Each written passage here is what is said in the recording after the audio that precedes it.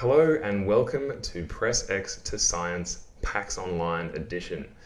Before I get started, I did want to say that Tim, Megan and myself acknowledge the traditional owners of country throughout Australia. For Megan and Tim, this is the Whadjuk people, while for myself, this is the Larrakia people.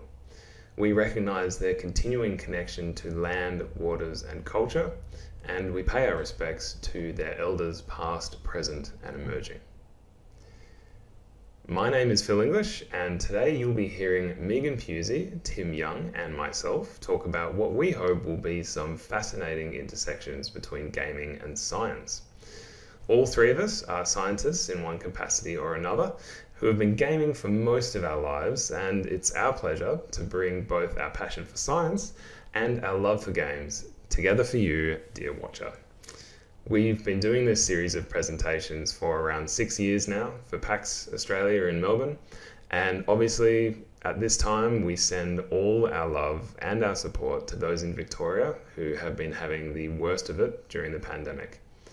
Keep on trucking, guys. This too shall pass or be absorbed into the regular influenza virus like the Spanish flu did in 1918 and just about every decade since. Anyway, in the meantime, we've got a bunch of stuff to talk about today. We've got lots of new and compelling citizen science you can take part in. Megan will be talking to the therapeutic power of games and her own exciting research. And Tim will be giving us some hope that gaming in the time of COVID is one of the best things you can do to keep yourself mentally healthy. Thanks again for joining us, and here we go. Hello, my name is Megan and I am currently a PhD student studying video games for learning, so I kind of sit on the boundary between IT and education. Prior to that, I was a high school physics teacher. I've also worked in science museums, children's museums, science communications, done some writing and all sorts. Gaming wise, my favorite video games would be The Witness, as you'll see, Horizon Zero Dawn, and Overwatch. I play way too much Overwatch, and I've been playing games for as long as I can remember. I love all sorts of games, video games, board games, card games, and don't tell Tim, but I still haven't played Mass Effect. That is me. Hi, my name is Tim Young. I am a scientist and astrophysicist by trade. I've worked on telescopes all around Australia and more recently have spent some time working for research groups around WA on artificial intelligence and neural networking. I design science outreach programs and science outreach exhibitions. But in the gaming world, I'm also a professional dungeon master. Steam has just told me that I've ticked over the 20,000 hour mark, which is a horrifying statistic, but there it is. I wrote my first video game mod for SimCity 2000 in 1996, and I use games like Kerbal Space Program and Minecraft to teach students all the way from primary school through to university. So using games to teach things in classrooms as well, which is a lot of fun and turns out a really great form of pedagogy. I'm also a human cyborg. I have implants in my body. We can talk about them later maybe, or maybe hit me up online and ask your questions there. But otherwise, I'm excited and ready to go. Hi, I'm Phill English. I've been working in commercial laboratories for around 8 years now. After having completed my PhD in chemistry and deciding that academic research wasn't quite for me. I spent around 4 years writing for scientific publications in Australia, which showed me how many super interesting scientific programs are happening all around the world, and made me really want to share the science love. I also have a passion for all things gaming, whether it's card games, board games, regular old video games, or even making games. I've worked on around a dozen game development projects as a hobbyist game developer, and it has really made me appreciate all the hard work that goes into getting a game out the door and shipped. I'm really looking forward to sharing some great science here with you today and in the future. The first story I wanted to share with you this year is about some games, video games being used for therapeutic and medicinal uses. And the first game I wanted to mention is called Endeavour RX. So this one is exciting because earlier this year, the FDA, which is the Food and Drug Administration in the US, actually approved this game to be used as prescription medicine. So that's right, you can now be prescribed a video game by your doctor, but only if you're 8 to 12 years old and are being treated for ADHD. So don't hold your breath. But Endeavour RX is exciting because we're now seeing the emergence of serious games, which is games designed for a primary purpose other than entertainment, being used specifically for their benefits. Now, Endeavour RX was designed to help young people with ADHD train their attention so that they are better able to pay attention in situations outside of the game. Now, the way the game works is that the player is the pilot of a spaceship and you're flying around sort of alien worlds. Different levels have different goals and things to do. You cannot actually win or finish the game. It's just that the levels and challenges get progressively harder. So you're always being pushed to that edge of your ability as you would in any well-designed game. And the purpose of that is to, like I said, train their ability to pay attention, but also to ignore the irrelevant things around them. So you can see in this level, players have to pay attention to one color of alien, but ignore the others. Endeavour RX is also backed by a lot of research, otherwise it wouldn't have been approved by the FDA. The scientists started by doing a few pilot studies and smaller group studies and found that the game did improve players' attention. They used a measure for attention that's used commonly in research around ADHD, and they did sort of a pre and post. So they would test children before playing the game, and then after using the game for a month, they would test them again afterwards. And they saw improvements, which was encouraging. So they started doing bigger studies and they also used other measures like parent surveys and asking their parents if they thought their children had improved in their symptoms. And this last study, which is the most recent one from this year, is probably the most exciting one. And this one is definitely open access if you want to have a read. So in this study, they did a double-blind experiment, which is kind of like the gold standard of experiments in science. So in a double-blind study, both the scientist and the participant are blind as to whether they're receiving the treatment or not. So the kids and the scientists didn't know whether they were in the control group or the treatment group. And this is really important in science to avoid bias in our results. For example, if a participant knew that they were in the treatment group or were told they were in the treatment group, there could be a placebo effect whereby they think they're getting a treatment, so they think they start seeing benefits, and then they actually do start seeing benefits. Those benefits may have been caused by the placebo effect and not by the actual treatment itself. So it's really important in studies like this that we do a double-blind study or experiment design. And even with the double-blind design, they saw a significant increase in the children's ability to pay attention using that attention test I mentioned. And this was compared to the control group. Now, the control group didn't do nothing, which is what sometimes happens. They were what's called an active control group. So they also played a video game. But the game they played was not Endeavour RX. It was kind of a word puzzle game, so it would have seemed like it could have legitimately been a treatment, even though it wasn't.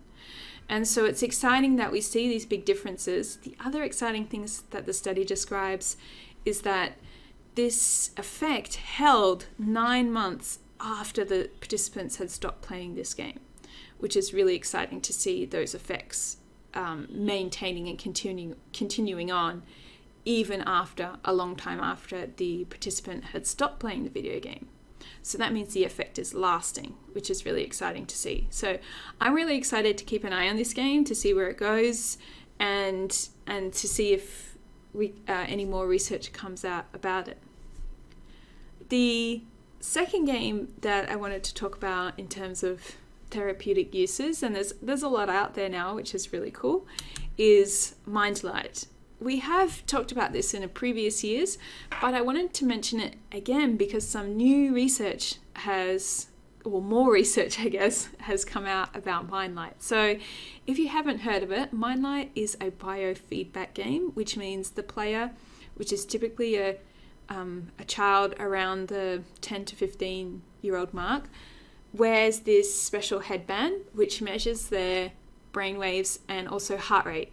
And the game responds to this information by becoming easier or more difficult. So if players start getting anxious, their heart starts beating faster, and they're a bit worried, their mind light or the little light on their hat will start to dim, and the levels become a lot more challenging with no light. If the player can relax, control their heart rate, and perhaps use a technique such as deep breathing to become less anxious, their mind light will get brighter and the game becomes a lot more manageable and a lot easier. So the game is essentially training players to use anxiety reducing techniques in order to win.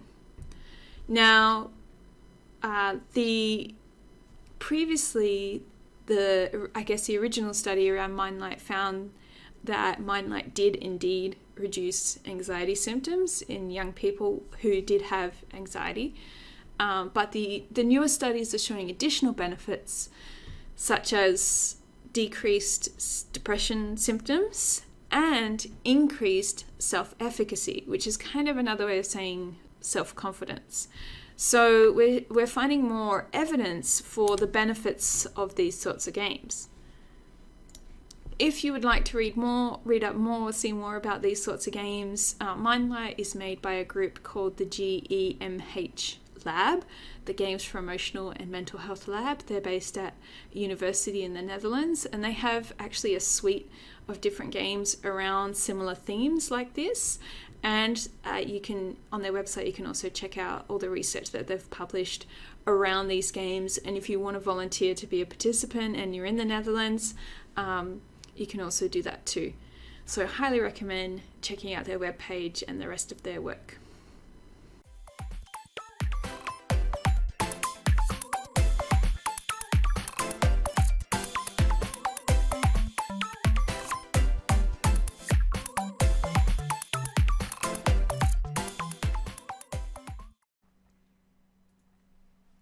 Hi, my name is Tim, as I said earlier, and what I'd like to talk about now is the really interesting changes that happen in our lives as a result of the last 6 months.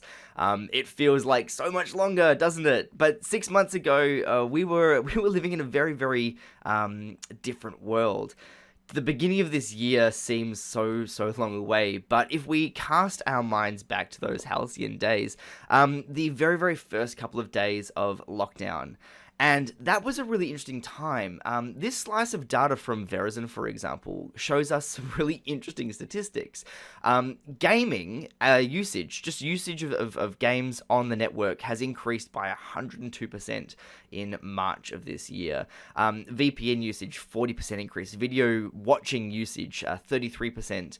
But the actual usage of the internet in aggregate didn't really go up. For example, social media usage stayed the same, suggesting that the amount of time people are spending on the internet is still roughly the same. Just the choice of how people are choosing to spend that time was starting to change drastically. In fact, we saw so many records start to fall during the first couple of weeks of lockdown. Counter-Strike hit 1 million concurrency for the first time. So that is the total number of players who are playing Counter-Strike simultaneously, the concurrency of players. And you can see this massive spike from March through May. This, as people started to really sort of figure out what they're going to do, how they're going to spend their time when they are now forced into this socially distant world that we now currently reside in. And Counter-Strike is kind of a good litmus test for this because it's one of those constants. Counter-Strike actually shows you a lot about internet usage and how healthy or stable the internet is based on how players are coming in and out of the game, because it does have a very, very solid following. But Rocket League as well showed the exact same thing, and Rocket League is very interesting as well because it's a very different game. It's a very different style of game, something like Counter-Strike. People sort of consider Counter-Strike to be that sort of very dedicated esports sort of high-stakes game, whereas Rocket League, very, very low stakes, more casual, more couchy, I would often think of it. But again, in that same time period, Rocket League reached a huge 120,000 concurrency, which was a massive, massive spike that they simply hadn't really seen before. And it's really interesting because these spikes were seen all over the place. Twitch stream viewing jumped 50% between March and April, and 101% increase year over year for that same time. They hit 1.65 billion hours watched per month, which is a ridiculously huge number.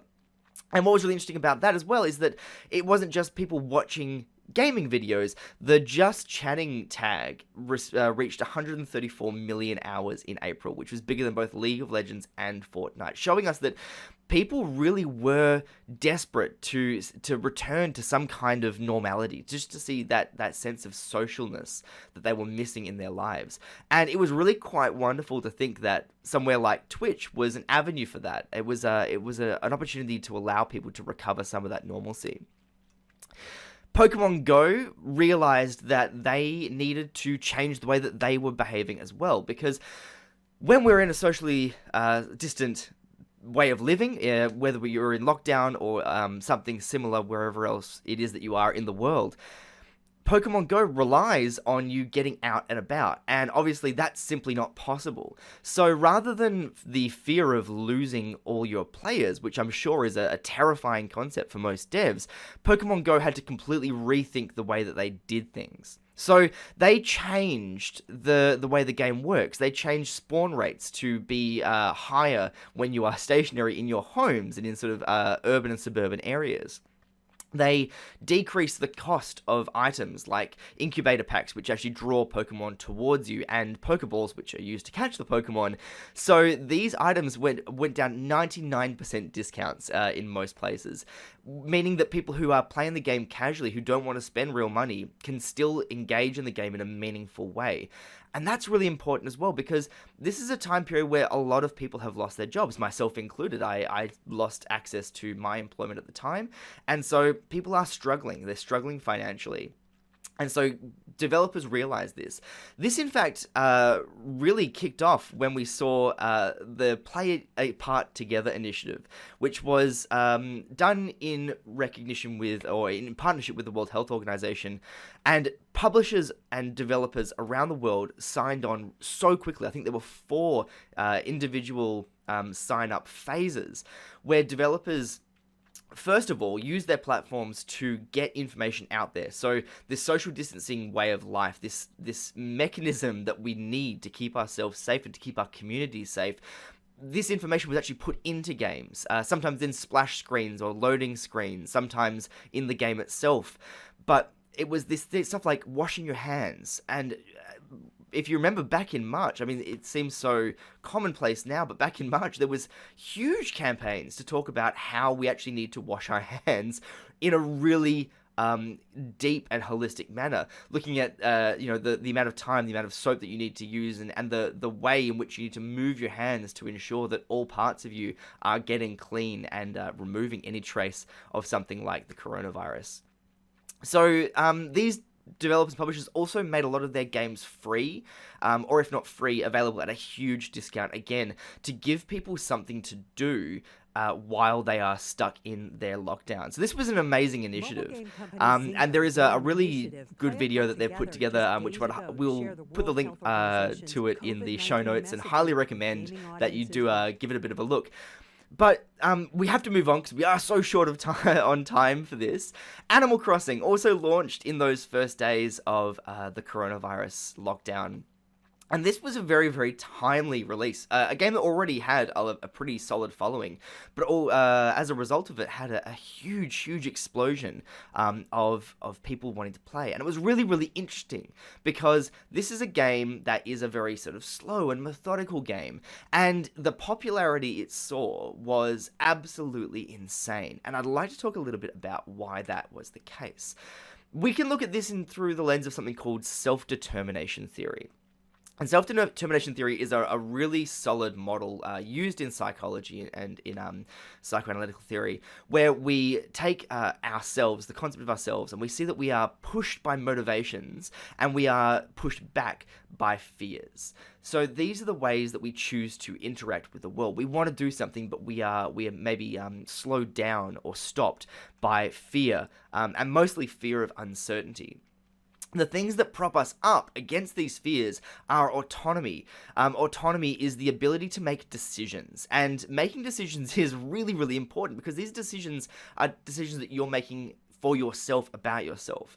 Autonomy is about feeling that you have choices and you can act in accordance with your values and pursue meaningful goals, meaningful to you and to your values as a person. There's also relatedness, the feeling of being connected to other people. And that could be a social relatedness, it could be a familial relatedness, or a romantic relatedness, or even sometimes it's just the relatedness you get when you see other people, just the knowledge that you are part of something bigger, part of a society or a social construct.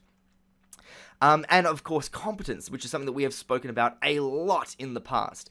Competence is the ability to be capable of overcoming problems. And this is something that we've spoken about in our previous PAX panels, which I would highly recommend having a watch in your spare time if you're interested in more about that. But lockdown and the coronavirus really took away most of this from our lives. Our autonomy, our ability to make choices about our lives was removed, as we were told we had to stay inside. Our relatedness was absolutely removed, especially if you lived alone. You might not have seen another human being in person for weeks at a time, and that can do very, very damaging things to our psyches. And competence. If we don't have the ability to have autonomy, to make decisions about the things that we're doing, the chance of us feeling competent also decreases as well. So games actually were incredible as a tool, as a healing tool, as a powerful tool to make us feel more competent and to bring back autonomy, relatedness, and competence, and to bring back our motivation to overcome fears. So games like Animal Crossing give us the ability to power ourselves up, to make us feel strong, and to get past all of this stuff. Animal Crossing also was really interesting because, for example, it had masks already built into the game, just as a fashion choice. So masks are prevalent, especially in places like Japan and China, where air quality can vary quite drastically, but also it's a socially acceptable thing to be wearing, especially if you're not feeling well, or if you're around others who might not be feeling well. Mask wearing is heavily normalized. And so the fact that the game had masks in it meant that people could wear them as their characters, and other NPCs, other non-playing characters, or even other characters and players wouldn't even comment that you were wearing one because it was just considered normal. This normalizing behavior is incredibly powerful in making you feel more comfortable in the circumstances that you find yourself in. And this was an incredible example as well that we came across, where people were creating restaurants on their islands and inviting people to come to their restaurant, but they had to wash their hands for 20 seconds before they could enter, just using the mechanisms that are built into the game. And people were more than happy to come on board and play by these rules that were being imposed. Again, normalizing it and making you feel like you are part of it. I mean, this as relatedness, this is huge. This actually normalizes your relatedness as well and says that these interactions are normal and okay. So this is really powerful, and it brings us to the topic of games as mindfulness. This game in particular, Prune, is one of my favorite mindfulness games. It's a game where you prune trees that you grow, or these plants that you grow, and have them blossom as they reach the light. It's a slow and methodical game, and it has an incredible soundtrack by Kyle Preston, one of my favorite composers of the modern era. It is an incredible game that slows you down and forces you to make decisions about how you can move forwards and how you can get rid of the pieces that aren't serving you. There's so many layers to it. I love it so much. But games as a form of mindfulness is a really powerful tool as well. And this is something that we started to see during this time as well. And I'd love to go through a lot of the scientific papers that have studied this in the past. There's so many papers that have come out recently, some advocating for more research, some showing some really interesting correlations in mindfulness and game design and gameplay design. But I think it's summed up perfectly by Jennifer Schuller, who is one of my personal heroes, an incredible game designer, currently the lead game designer at ArenaNet.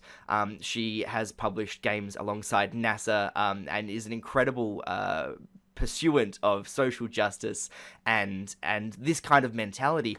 And she said, I'd love it if we could stop referring to it as a grind and start calling it the more accurate term, gentle progression. This is an incredible way of describing the games that really got us through and are still getting us through these difficult times of things like social distancing and the difficulties that we've been facing in the coronavirus times. She wrote an incredible article, the Dear Player series of articles, which I would highly recommend reading, but it's stuff like this. It's this concept of mindfulness and this ability of taking gaming as a mindfulness tool and a mindfulness technique that is allowing us to be more powerful, to remove fear completely and start to take control of our lives. So games have been an incredibly powerful and incredibly important part of this period of life that we've been living in. Today, I'll be talking through some of the more recent examples of citizen science that use games or game-like activities to help scientists in their research endeavors. If you haven't heard the term citizen science before, it's basically crowdsourcing scientific research, where an application, website, or, in the cases that we're going to be talking about, given the context of PAX Online, it's a game which is used to harness the power of thousands of individuals to solve a specific scientific problem. Now, citizen science methodology can be applied to a bunch of different problems, but in my opinion, where it seems to work best is when it's set up to allow people to use the visual problem solving that we humans are incredibly good at. But machine learning and algorithms need some training or, just a little bit of a nudge to get exactly right. The two that I'd like to talk about today have been developed by the same company. And I know that sounds a little bit biased or something. They're not paying me, I swear. We have never and will never get paid for our appearances here. But the company is called Massively Multiplayer Online Science. Which is MMOS, which you may realize makes searching for their stuff really hard in Google, but their search optimization game must be really, really good. Because I managed to find out it is run by two folks by the name of Bernard Rivaz and Attila Zantner. I have definitely butchered those names, so I apologize to those guys if they're watching. But if anyone watching has participated in citizen science games before, you may have found the experience a bit clunky. This is a common thing that happens when researchers try to use games as a tool because they don't necessarily have all of the history of playing games and the advances in UI. So you may have found that you needed to download like a separate app that wasn't easy to install, or the controls or interaction when you're actually playing the game weren't amazing. They were okay, but they weren't what we as gamers expect modern games to achieve for us. Anyway, MMOS, on the other hand, aims to make their citizen science experience as seamless as possible for gamers. To that end, they have managed to completely integrate their projects into existing AAA games. And to me, and probably to you, this is really important, because if you are a scientist and you've created this great citizen science project, like it's totally applicable, and the data that's going to generate is going to, have potential to lead to some major breakthroughs, but no one plays it, or even worse, people play it and find it unsatisfactory or unfun or broken or hard to get into, then you are not going to make any breakthroughs, because you will not have any data. And data sets are what citizen science is really good at generating, and is mainly what it's about. So that's why I find it really compelling that these guys are actually trying to make it more like a modern gaming experience. So the first citizen science project that MMOS drove, which you may have heard of, maybe not, is called Project Discovery. It's an embedded minigame in EVE Online. If you haven't heard of EVE Online, which nowadays maybe there's people that haven't, it's a space MMO which is famous, or maybe infamous, for its users being a mix between the kind of people that get very, very excited to find a new way to cross-link data in Excel, and people who are willing to spend years of their lives undercover in a fictional clan in order to steal virtual items worth thousands or tens of thousands of real-world dollars. So probably a lot like Ben Affleck's character in The Accountant, if you've seen that. If you want to read like a very brief but exemplary account of the kind of shenanigans that can happen in EVE Online, there is a very good article in PC Gamer from 2017 called "Inside the Biggest Heist in EVE Online History." And if that doesn't give you a hint at what the kind of stuff goes on in that game, read it, you'll find out. To harness the power of these data-loving space miners, MMOS worked together with CCP Games, who are the creators of EVE Online, to create an interface within EVE called Project Discovery. Our players can speak to an in-universe character and be assigned tasks in a minigame that reflects the current citizen science effort. So far, there have been 3 different projects. Number 1, the first one that introduced Project Discovery, was called the Human Protein Atlas. The second one was called Exoplanets, and most recently it's Flow Cytometry. And it's this latest one that I'd like to speak to today, given that it is directly related to helping scientists crack the code of COVID-19. So, Project Discovery Flow Cytometry Edition, which was launched in June of this year, encourages players to assess the output of data produced by flow cytometers. For those non-molecular biologists out there, and that definitely before this included me, and still includes me, I guess, because the only time I've ever done any biology was in a second-year uni elective unit, and I promptly got 52% and just about dropped out. But for those people that don't know much about biology, a flow cytometer is an instrument that takes a fluid that contains cells, in this case cells from human beings, and it injects it into the path of a laser beam. The way the laser beam scatters when it hits these cells produces an image, and that image can be analysed to determine all sorts of info about the cells, which includes how healthy they are and how they may have been impacted by an intruder such as, dun dun dun, a virus like coronavirus. So how this worked in Project Discovery was that players were shown an image output from a flow cytometer and asked to use a tracing tool, very similar to if you've ever used Photoshop, like the polygonal lasso tool, very similar to that, to outline a cluster of cells using a basic set of rules. Pretty much that the outlines, if you drew multiple sections, they couldn't overlap, and I think you had to use less than a certain number of vertices in the polygon that you were outlining the cell batches in. So these outlines that players developed on these images were compared to both researcher gold standards, so what researchers actually used in their research, but they were also analysed against other players' submissions to determine a consensus.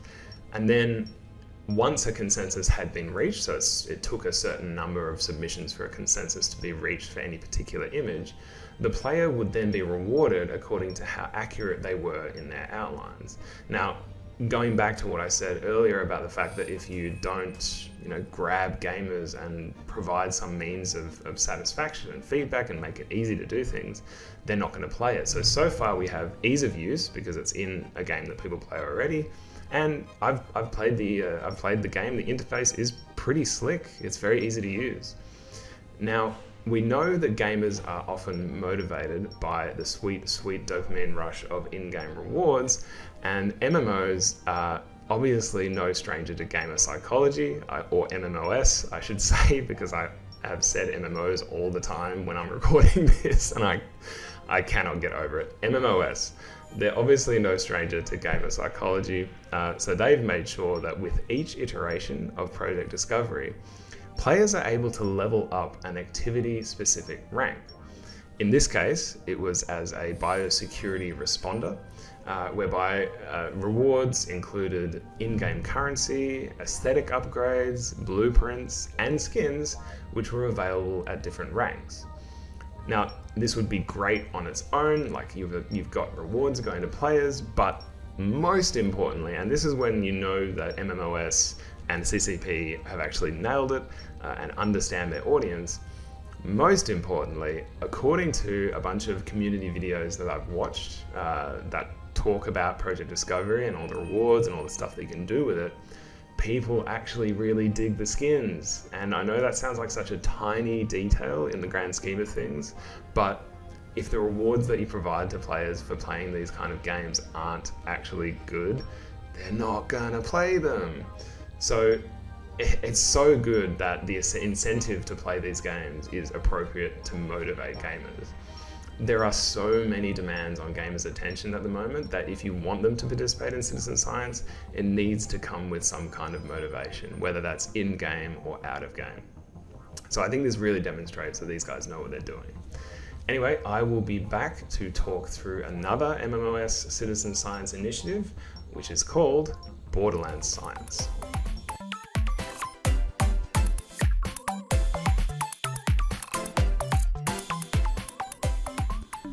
So the second thing I wanted to talk about this year, although it might be a little selfish, is where I'm at so far with my PhD research. So I've been doing a lot of work around puzzle games and how players deal with frustration and learning from failure. And last year I had a look at or recorded Tim playing some of The Witness, and this year I've made a whole bunch of other people play The Witness, as well as some other games. It wasn't all Witness. We've also been using Untitled Goose Game and Bubba Is You. I wanted the games I used to be accessible to people who weren't necessarily gamers, and a lot of the people I've been working with have been teenagers, and for example, some of them have never played a first-person game before, so they weren't used to using a keyboard and a mouse at the same time. So keeping that in mind, I wanted games where it was still challenging, but they weren't being challenged by the controls necessarily. Now, I wanted to show you some pretty graphs I made, but before we get to that, I have to show you what puzzles in The Witness we're talking about. So I looked at a bunch of different people playing through these 9 puzzles, and they teach the player the mechanic behind the black and the white squares. Now, this is going to be a bit of a spoiler if you haven't played before, but that's okay because this is near the start of the game. The black and white squares have to be separated by the line drawn by the player. When you draw the line as a player, you have to start at the big circle and finish at the designated end point. If you don't satisfy the rule, your line will disappear and the puzzle will sort of flash red where you made a mistake. So players can use that feedback to help them try and figure out what this rule is. And you'll notice the puzzles start really easy. The first 2 or 3 can be done just by trial and error alone because there's only 2 or 3 possible solutions. But it's about puzzle 4 where things start to get interesting because suddenly we've gone to a 2x2 grid. There's quite a lot of possible solutions, and beyond puzzle 4, it gets even more complicated. So I want to show you a quick graph, and in this graph I have protected my participants' identities by giving them aliases. And what we're looking at is how long they spent in seconds solving each of those 9 puzzles. And I put the picture of the puzzles below the label there so you can see which puzzle we're talking about. But you can see there were some interesting patterns going on. You would kind of think that if the puzzles were increasing in difficulty, you'd see sort of a linear or straight line going up. The time to solve would increase, right? But it's not as simple as that. The players got really stuck on puzzle 4. Like I said, suddenly we've shifted from trial and error to, actually, I'm going to have to think about this and figure out what's going on. And so they're using puzzle 4 to test their hypotheses, really, and try and figure out the rule here. Some players lucked out and got through puzzle 4 quite quick, but most got stuck here. And this is where they started to build their understanding of the puzzle rule. You'll also see a peak for some players around puzzle 7. So that's where some other players got stuck. And then puzzle 9 was quite difficult. And as you would expect, being the last puzzle in the sequence. So a lot of people spent a lot of time there. And puzzle 9 really does test your understanding of that rule. Now, if we also look a little bit beyond time, but also to incorrect solutions. So this is just an average. It looks a little bit messier if I put each individual in here, but if we just look at the average, you'll see there was lots of incorrect answers submitted in puzzle 4, because this is where players are using that feedback and submitting those incorrect answers to get that feedback to figure out what the hell is going on. Again, we see this peak around puzzle number 7, and then puzzle number 9, there was a lot of difficulty there too. So I think these two measures give us a bit more of an interesting picture about what's going on with the learning inside the game. Because if we were to imagine those results, those same results as a dashboard, this is what it would look like. All the players got puzzles 1 to 9 correct in the end.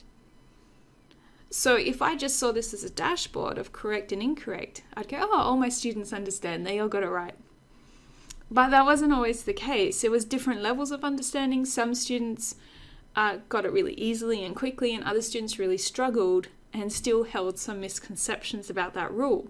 For example, one player thought they just had to guide their line past every symbol in the grid, and it wasn't until facing a more difficult black and white puzzle after this sequence that we had a chat and we clarified their understanding that actually the black and white just have to be separate. You don't have to go past the symbol. So I guess what I'm saying is perhaps we can give teachers better pictures of student understanding using stats and things taken from games beyond just right or wrong. So looking at those measures for a different set of puzzles now, these puzzles that I'm referring to are some symmetry puzzles. So the player would control the blue line and the yellow line is mirrored in the puzzle. So you're not controlling it directly, but more indirectly. So you're having to think about reflections and things like that. And then the puzzles do change and get quite difficult as well, as the yellow line starts to disappear in some of the puzzles and then is completely invisible in some of the harder puzzles. So there's quite a lot of symmetry puzzles in Symmetry Island. This is also towards the start of the game, which is why I'm looking at these ones. And looking at the players again, I found some interesting spikes where players kind of got stuck and spent a long time on puzzles around similar puzzles. But you also see this kind of interesting pattern. Again, we're not seeing a pattern where the time spent goes straight up, but it sort of fluctuates. And it sort of matches what we've talked about previously about flow theory, which is this really common theory used in game development around getting people in a state of flow. The challenges in the game need to sort of match their skills. If it's too easy, they'll be bored, and if it's too hard, they're going to get frustrated and possibly quit. But you kind of also want variation there, so you want a variation between some easy puzzles and then back to some difficult puzzles and then back to some easy puzzles, so that players can still experience a sense of success and satisfaction to help motivate them to keep playing. And I think that's what we're sort of seeing with these symmetry puzzles, is there's sort of blocks of 5 to 6 puzzles. That's why I've labeled them like 6.1, 6.2, because they were in a block together. And you can see across those blocks, it usually starts with some easy ones and finishes on some difficult ones. And then the last few in the set were very difficult, so even though players understood what was happening, they still struggled to get there in the end, which is what you would expect from a puzzle at the end of the sequence of symmetry puzzles.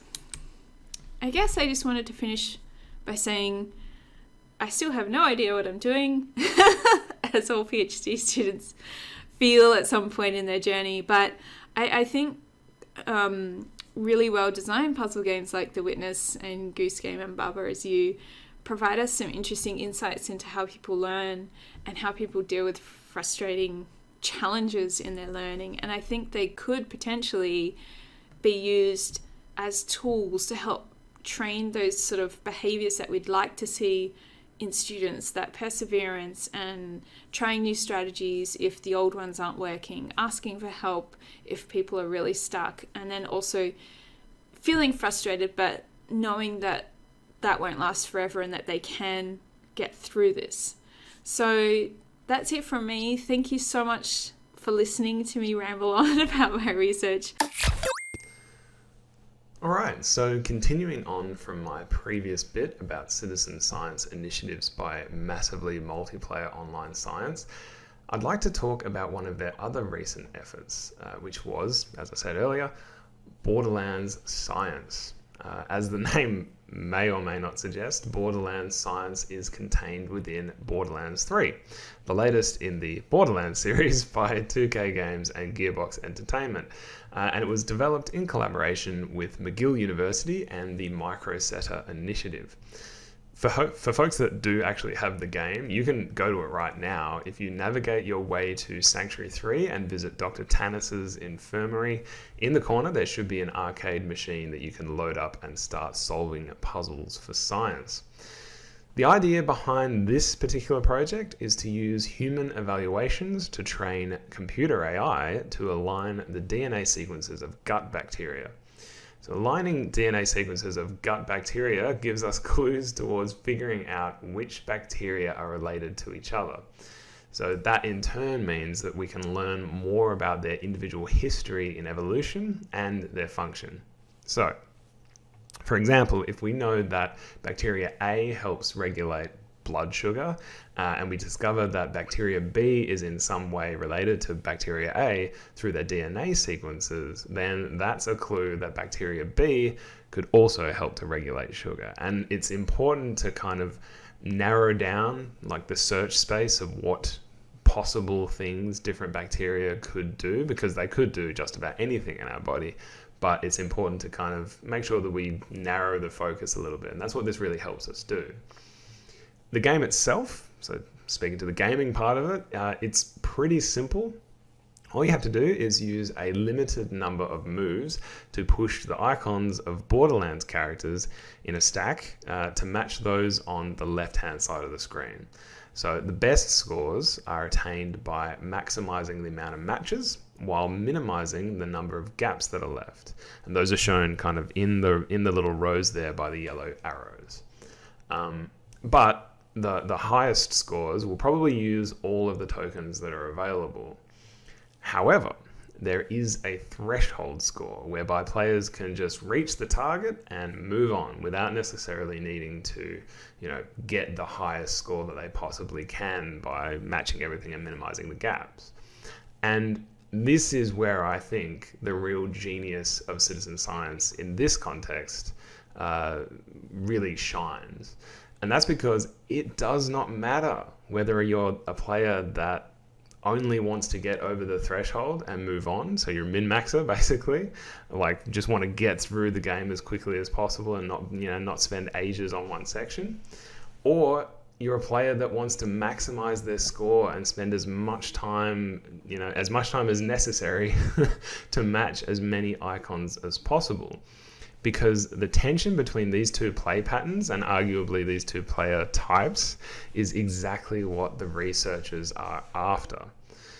The kinds of algorithms, and the reason behind this is that the kinds of algorithms that are usually used to evaluate these kinds of problems are not great at matching like this kind of task. They're not great at completing the task of matching the icons, which are actually, I should say, actually nucleotides in a bacteria.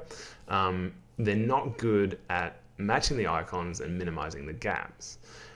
Assessing a whole puzzle as a sum of its parts is something that we as humans can just kind of look at and instinctively get a feel for. Like, we look at this puzzle and we kind of, after being given a couple of rules, we pretty much know what is required of us, and we know almost, without really thinking, the kind of play patterns and the kind of tactics that you would need to use to get a higher score. But it's really hard for computers to do that. So by us providing varying solutions to a problem, whether it's going hard and fast and only hitting the threshold, or spending minutes or tens of minutes trying to get the highest score possible on every level, we're helping to train computers to be better at these problems and to better be able to just, as a whole, evaluate these problems quicker. So I guess to wrap up both this and the previous section that I spoke about project discovery, you may be wondering whether all of this player-driven data actually results in anything. Like, it's all nice and good to talk about how we're gathering all this data from players and games are going to help us solve all these problems, but does it actually result in any meaningful impact? The answer to this is yes. We've spoken about citizen science over the years that we've been doing this PAX Australia gig, and across the board, citizen science has resulted in a lot of papers, which also correspond to a lot of outcomes from research. So we're talking breakthroughs, and we're talking data that's resulted and helped and given insight into different research areas. But to speak specifically to project discovery, which is the EVE Online effort that I talked about earlier, they've had a paper published in the scientific journal Nature Biotech. Now, for those that aren't in the academic game, and I am no longer in the academic game, Nature is one of the oldest and most respected peer-reviewed scientific journals around. So getting a paper published in there is kind of a big deal. Paper titles are rarely catchy, and this one is no exception. But if you want to read it and you're searching around the science hubs, it's called Deep Learning is Combined with Massive Scale Citizen Science to Improve Large Scale Image Classification. It's a bit dense with terminology, to be honest. I did not make it all the way through it, but if you want to just read the abstract, it'll give you a good idea of the basic outcomes from the research. That's all I've got for citizen science. I highly encourage everyone that's watching to go out there and find a citizen science project that is right for them, something that you're interested in. There are so many out there. There's stuff from tagging wildlife in the wild with photos, there's classifying stars, there's so many different ways that you can help the scientific community, and given the world we live in and the media that we have to live with, helping out scientists to do their job in the face of public and media doubt is probably one of the nicest things that you can do during your downtime in your house, staying away from other people and hopefully staying mentally healthy. But yeah, thank you very much for listening to me talk about citizen science for far too long, and I will hand you back to whomever is speaking next, because we haven't sorted out the orders yet when we recorded these videos. See you later.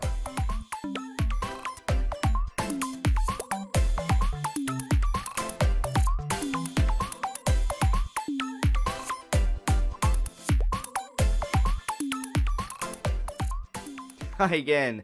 So we have spoken a lot about how games have had to adapt to work in this strange, socially distanced world that we currently reside. But we also want to talk a little bit about how the world has had to change as well, and how they've turned to games to understand it a little bit better. Now, this is a screen we are probably all painfully familiar with. It is, of course, a Zoom call, which is something that I have been doing a lot of, especially in the last couple of months. But Zoom has been a really interesting phenomenon, because while it has allowed us to do a lot of really interesting productivity, it's allowed us to, in some cases, maintain or keep our jobs during lockdown as well. It has also given rise to something called Zoom fatigue, which is a concept that is very, very interesting. And it's not exclusive to the Zoom platform, it's exclusive to any video or audio-based platform that we're using to meet up in socially distanced worlds. So what is Zoom fatigue? It is that strange feeling that you can't escape from, that feeling that something is not quite right, that you are feeling tired, that you feel fatigued, that you feel anxious every time you're on one of these Zoom calls. And the reason for this is really interesting. If we turn to the science behind it, one of the reasons is that we find ourselves fixating on the image of ourselves, as I'm doing right now, looking down at my little face in the corner like a vainglorious magpie. But we don't normally see ourselves when we're talking to people, but a Zoom call allows us to see ourselves, and we get fixated and ultra self-conscious on the cues, the facial cues that we're giving, and maybe the imperfections that we perceive to have, even though these aren't things that other people perceive. The other thing is the ability to overtax, because the bar to entry is so much lower. It's very easy to jump on a new Zoom call because you don't have to drive anywhere. You don't have to go down a hall to another office. You can just go from Zoom call to Zoom call to Zoom call, and all of a sudden you're having so many more meetings, the things that you already hated in the first place, when you didn't necessarily need to have them. They could have been a Slack comment or an email or a text message. And the third thing, which is really, really important, is a lower bandwidth for social cues. Already, I can see, I'm a very visual talker. I talk with my hands a lot, and you can't see that. You can only see this top little quarter of the screen of my face. So without these social cues, we become very, very self-conscious, because it's very hard to tell what other people are thinking when we're talking to them. And this is a really interesting concept as well, because it makes us sort of freeze up a little bit and become more self-conscious. And the more that we freeze up and become self-conscious, the more other people see us freezing up and they become self-conscious, and the whole thing becomes an awful resonant cascade, which it can trap us in and make us feel really, really exhausted and like this oppressive white noise. But there's been some interesting positive side effects and some things that you can do to help your Zoom fatigue. One is the Zoom Jam, which is an incredible game jam where games are designed to be played entirely on Zoom with no other materials, no software, nothing else. It's just played over Zoom. I highly recommend you have a look at that. We'll throw the notes up in the show notes as well. But also, it's allowed us to do things like Dungeons & Dragons, and we've already spoken to the incredible effect of Dungeons & Dragons as a psychological tool that keeps us feeling sane and happy. But how do we do Dungeons & Dragons in the era of the coronavirus? We would already be incredibly remiss to point out that the D&D nerds are creative and we are versatile. We will find a way to play no matter what the circumstances are. But companies like D&D Beyond, like Wizards of the Coast, and I must preface as well, when we say D&D, we actually mean any tabletop RPG. We don't mean this one exclusively. There are so many fantastic ones out there. I myself am a huge fan of the World of Darkness and Vampire campaigns, the Call of Cthulhu ones, the Starfinder as well, version of Pathfinder, incredible game set. We're not being exclusionary here. It's just a very, very easy, quick way to talk about the concept. So I do hope you can appreciate the difference. So Wizards of the Coast made a whole bunch of content free. They released their incredible dice rolling app. Whoop, going too fast on that one. The dice rolling app in D&D Beyond, which allows people to play in a socially distanced manner.